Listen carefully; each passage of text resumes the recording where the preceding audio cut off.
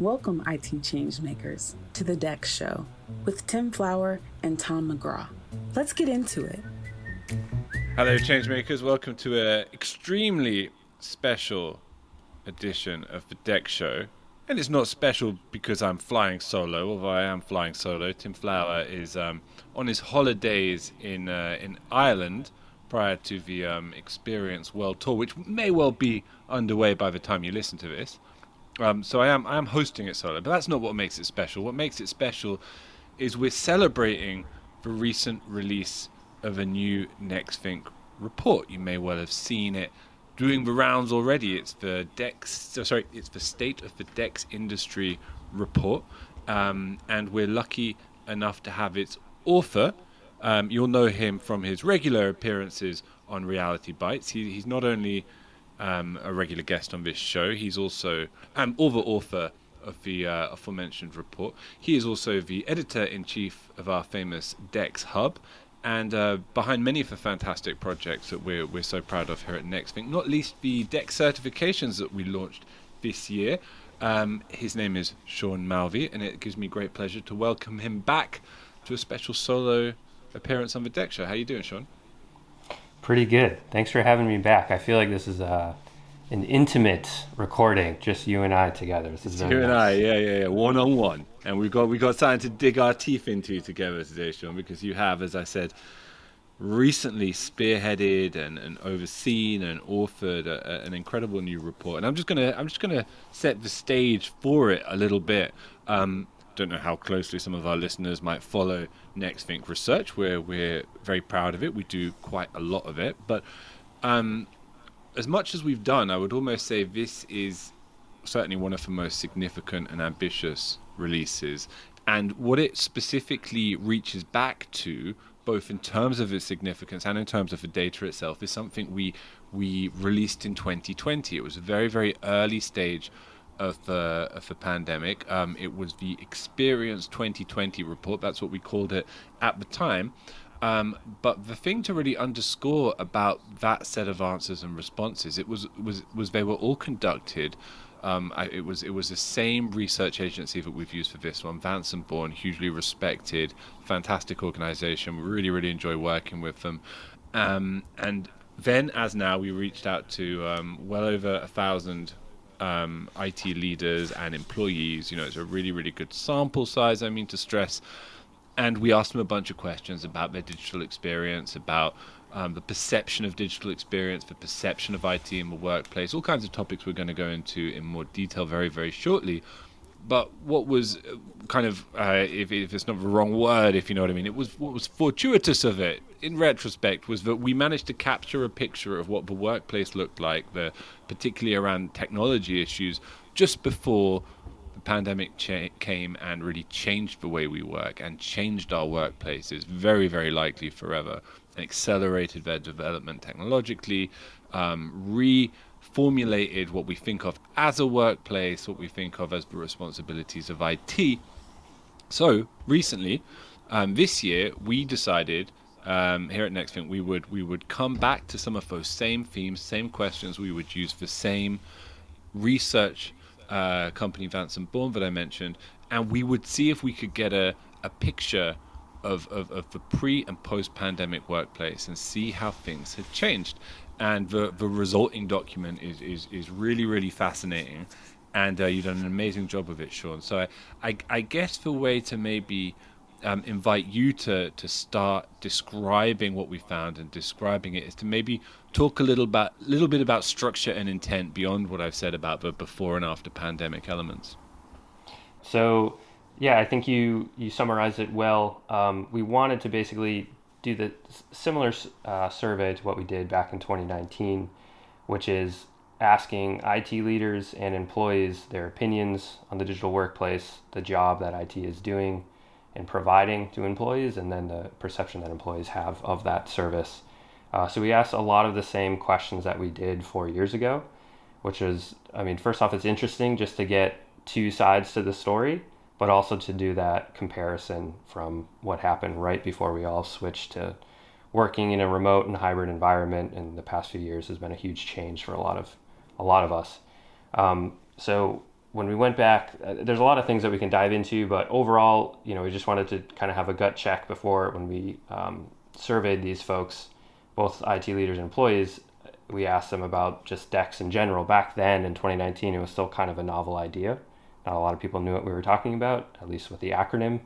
Now that's very much top of mind for IT leaders and obviously the folks like us who are working digitally every day, often from home. So people feel that digital employee experience is just as important as it was back then, but it has increased quite a bit. Back in 2019, the percentage of respondents who thought a good DEX was at least very important to work was 82%. Now it's up to 90%, so not a huge surprise.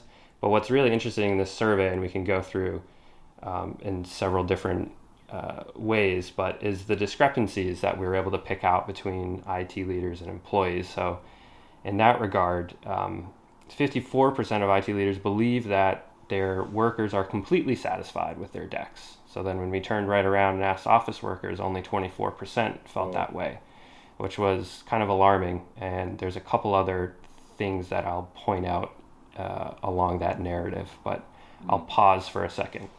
I mean, before we just maybe describe the dispensation between IT users and IT provisioners, first of all, in terms of who we reached out to and at what scale. Sure, yeah. So this time around, we surveyed 2,000 IT leaders and office workers, so 1,000 head IT decision makers and 1,000 office workers. The office workers can include in-office, remote, or hybrid. And all of these survey respondents were spread out across 4 countries, the US, UK, France, and Germany, just like we did back in 2019. We have over a half dozen different industry sectors as well that I'll share data on later this year, as well as a country breakdown. But those are sort of that's the overall sample size, and this is where people were coming from. Amazing. And out of interest, maybe as a sneak peek to what you're planning for, as you say, later this year, were there any sort of striking discrepancies between those regions, those international regions specifically? I did, and I can't go into too much specifics right now. It is sort of fresh in my mind because I was working on this morning, but there's a lot of I almost want to go down a cultural track looking at the way some countries have answered the data. Like, for example, I know in the UK, their satisfaction, I think, ranked the worst in remote work and this is a thing. Yeah. But also I noticed that the perception from IT was closest to how employees responded, if that makes sense. So for example, the US was kind of the opposite. They didn't, it was a higher percentage of those who said, well, we're actually satisfied, but there was a bigger discrepancy between what employees were saying and what IT was saying. So those are the type of things that I'm going to kind of hone in on for the next couple breakaway reports from this one catch-all survey. That's cool. You can always say in the UK, it's no watermelon effect. We've just got red on the inside, red on the outside. Everybody knows it's bad. Universal pessimism, you might say. Okay. I will look for the one optimistic data point, but I'll keep searching. Okay, great. So yeah, you've already mentioned that wild disparity as being a kind of a hugely notable one. What else stands out to you? Which part of the report would you like to dig into a bit more deeply, first of all? Sure. I think the biggest, if I had to just hang my hat on one stat from the whole report, it's that 44% of the technology issues that office workers experience are reported to the IT help desk. So we asked that same question back in 2019, and it was 55%. So it's actually getting worse for the past couple of years that we've been working remotely, which probably isn't a huge surprise. I think there's a couple reasons to that. Number one, I just think confidence has probably dropped in IT as much as, ourselves here at Nexthink. We have the tools to fix these things. It's still difficult to get people to work digitally and to kind of bridge the gap between your support desk and employees. And also I think even just psychologically, right? If you can't go down the hallway to your IT specialist, you're probably less likely to reach out for help. I think there's also still, this is another, actually a theory from Tim that he shared with me. He's not here today, but his his good thoughts are present. He had a good explanation for this too, that there's still sort of this antiquated desire in IT to increase calls or to rely on calls and tickets for help. There's still that almost reactionary mindset, whether it's stated or not. So in that regard, that's why you have statistics like this. And I think also IT still has a pretty big visibility problem, as we've highlighted many times in this podcast, whether it comes to their hardware assessments or their software applications or whatever is going on. They're really not seeing the full picture. So the 44% of incidents reported is staggering, but you also have to think about the 56% of incidents that people are just dealing with and tolerating, and that's quite alarming as well. I mean, if you were to take, let's take this approach, and when we look at a statistic, let's hear your thoughts where you have them on to what extent the statistic is also prescriptive insofar as it comes with a tacit recommended reorientation of IT teams with this kind of insight in mind. So what does it mean if such a low percentage of IT incidents are being reported? What should report readers, IT professionals think about doing in order to address this reality that they're working in? Sure. So we did ask them on visibility, how much visibility they thought they had into the tools that employees are using, and they had about 60% visibility, which isn't bad, but I would even debate that figure, because what they're probably referencing is their ability to see if like an application is installed, not so much how it's being used or how well it's being performed, and factoring in just employee sentiment on that application and the device and all these other factors that kind of we roll up into what we call the DEX score. Mm-hmm. So I think this, a stat like the 44% of incidents reported should really prompt IT departments to try to find the right tools and approaches to figure out what's going on when a ticket isn't raised. Just because a ticket isn't raised doesn't mean that there's something else happening or brewing under the surface. So that's a big strategy that I think IT departments need to focus on for the coming years. I don't know if this was really sort of fleshed out in the data itself at all. Maybe you tell me. But to what extent do you feel that expectations of IT users, of employees, over the last couple of years have changed, and the degree to which that might impact, going back to that statistic you raised at the beginning, the satisfaction level around perceived digital experience? Sure, I do think expectations have probably dropped a little bit. Also, one caveat to this is that by having folks who are working either hybrid or remote, I think we assume that we can kind of fix our own problems. A lot of the issues that were reported were like just a manual reboot, or something that you think you're fixing, but it might be endemic of a bigger problem that, we're not IT specialists, so we have no idea why we're doing a reset multiple times, but maybe we're not reporting that, for example, but it's something that we probably should. What does happen, I'll point out, like when an issue occurs and you don't feel like reporting it to the help desk, usually what you'll do, you'll either reboot the device. 56% of office workers said they do that. The next thing they would do, if they're not rebooting the device, they'll look for a workaround themselves, which is, just sort of like wasting your time going on Google, trying to figure it out. A lot of times you'll be way over your head. Yep. And the third thing that you would do is ask a colleague. So then you're sort of disrupting not only your productivity and time, but somebody else's. Just, and that's a difference from saying like, hey, Tom, are you experiencing this kind of wonky video call right now, versus let's go into it. Like both of them, it's probably not the best use of time for us, because we have no idea how to investigate. But some folks will feel like they can fix that problem, or they'll dig into it longer. None of that is good. Yeah. If only listeners knew just how wonky these video calls behind the DEX show sometimes yes. get. So one of the things that really stood out and we underscored on the original Experience 2020 report that I mentioned was about the the consequences in terms of time lost when an IT interruption occurs. There were some very, very large statistics, and you could extrapolate some kind of eye-watering but extremely credible figures in terms of what IT interruptions are costing the business in terms of productivity and its equivalent in resources and costs. Sure. What is the updated picture there? Like, what were we able to establish this time around?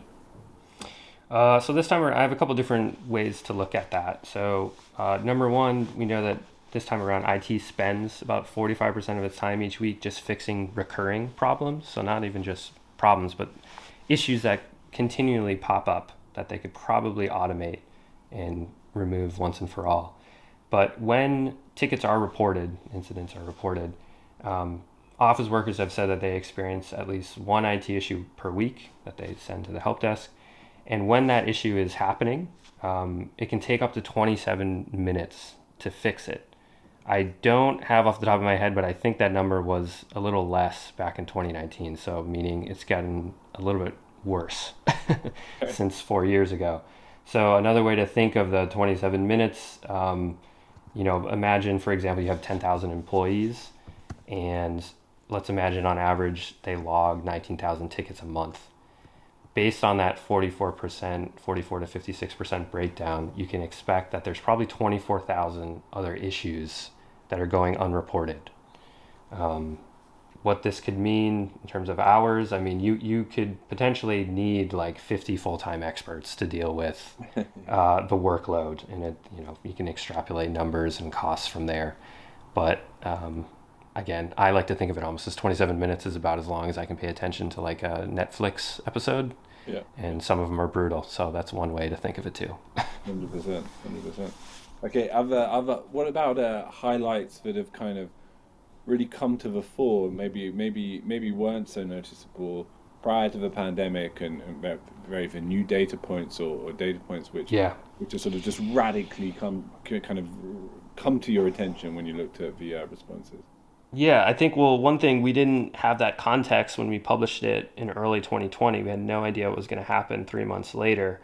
Now we had to go back and think about, well, we know IT departments, companies have invested heavily in new technology since then because they had to shift their mentality. So we asked several questions regarded to that. And one thing that was kind of really noticeable for me was that IT has claimed that they're going to replace or remove 37% of all new technology rollouts. So those are technology rollouts that have occurred over the last 2 years. They're already willing to throw those out the window outright or just replace them with a new tool, which is pretty, that's got to drive the finance department mad when they see a statistic like that. Obviously, investments like in automation, workflows, and chatbot technology has gone up. It's about a third, respectively, in each category, which makes sense. You would expect that. But again, most of these technologies, whether it's like new hardware or new browser upgrades or network tools, whatever it is, a lot of them are going to be replaced or removed regardless, which is just a huge waste of money.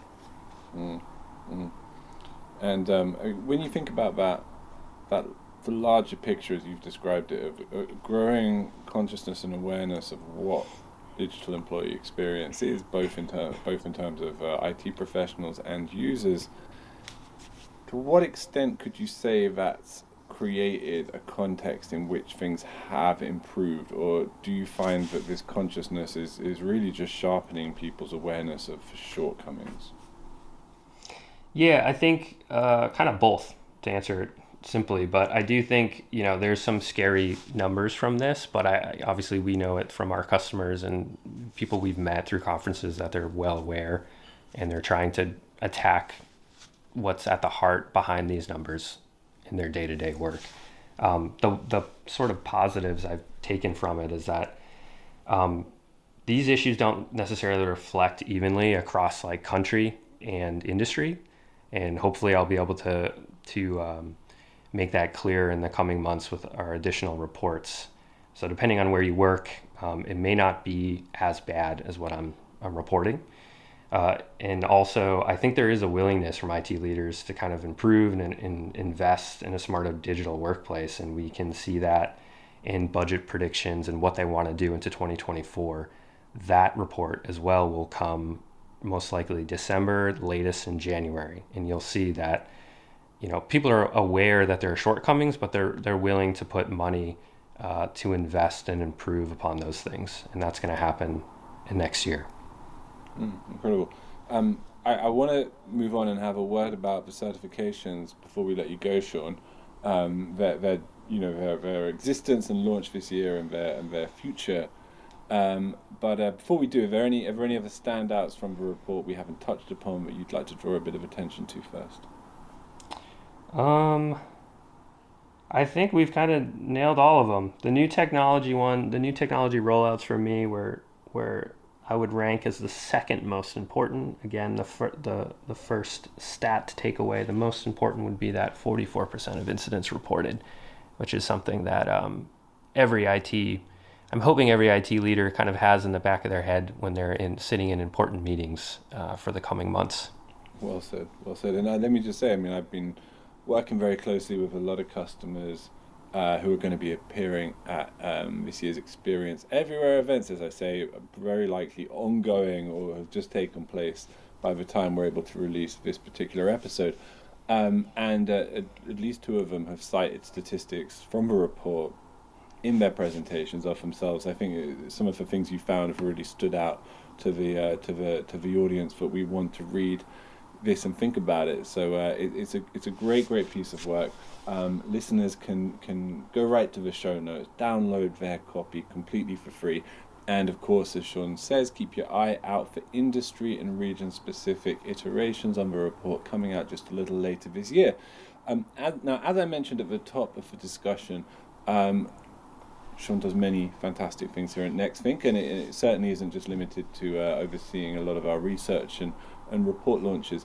I'd say, Sean, maybe your biggest achievement this year has been the incredible certification DEX certification series that you launched right at the beginning of this year.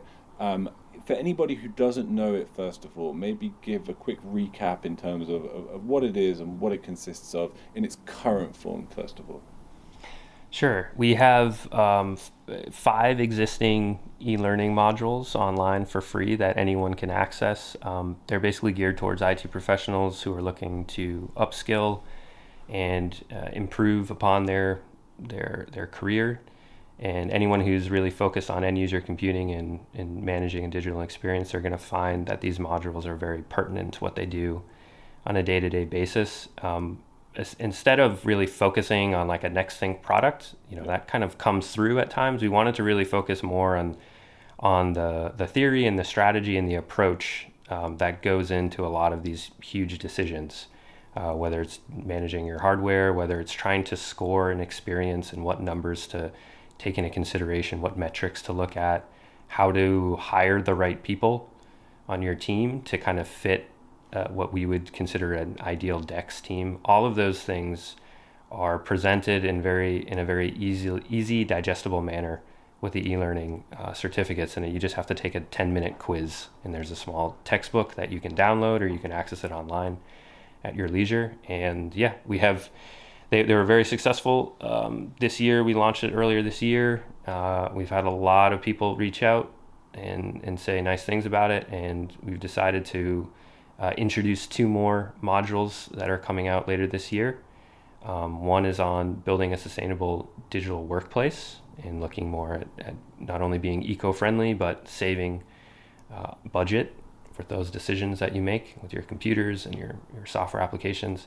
And the other topic is another idea that we've had where we've heard from folks and how they work in IT teams that have been using our product, and basically we've kind of merged 2 theories of thought, not only DEX management but agile practices.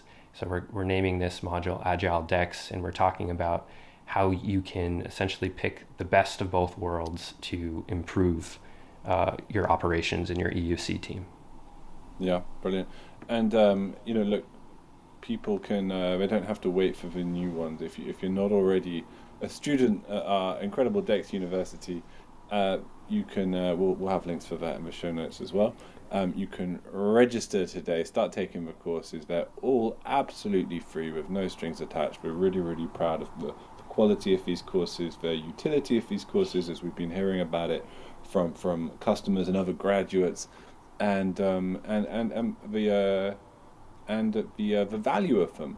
They really are something fantastic for nothing. And how many students do we have now, Sean, in the Nexthink DEX University, would you say, overall?